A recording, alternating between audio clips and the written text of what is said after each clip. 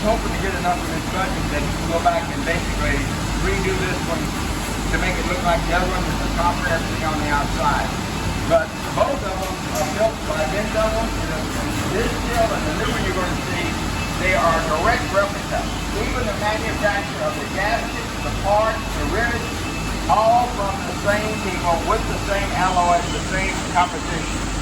And when I asked him about even the number of holes in the screen that's matching, the holes are the same, the size is the same, and the patterns on each one is a direct replica of the other. I mean, he got down to the nits and grits with it.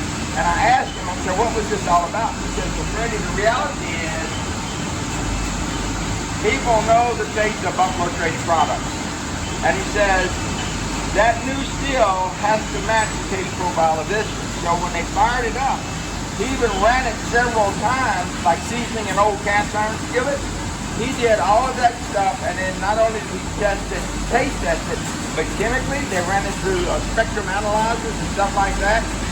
So the human body takes things in parts per million. So we went from parts per million to parts per billion. We are now at parts per trillion.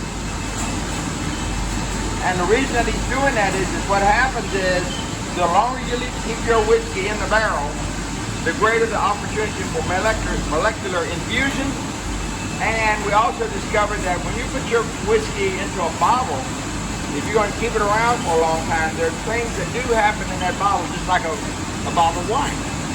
So you have to be aware of all these things, and more people are keeping and storing their whiskey.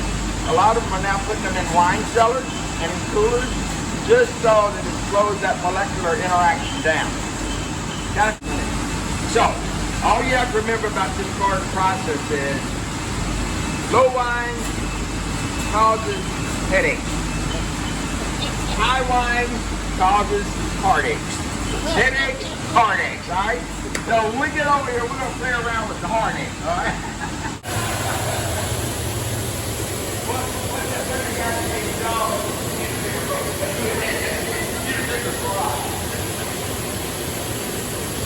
We're about 6 stories up.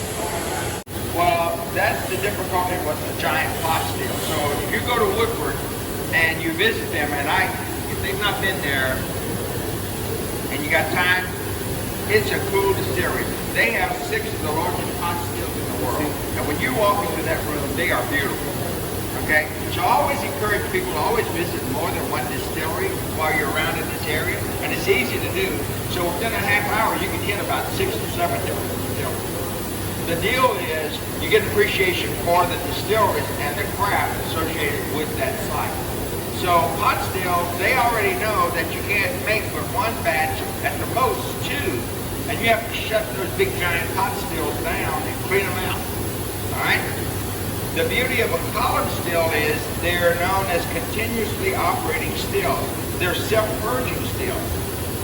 What you have to do though is you have to have an unbelievably large amount of mash ready to go through that still, otherwise the heat of the steam inside will melt those up and have oil.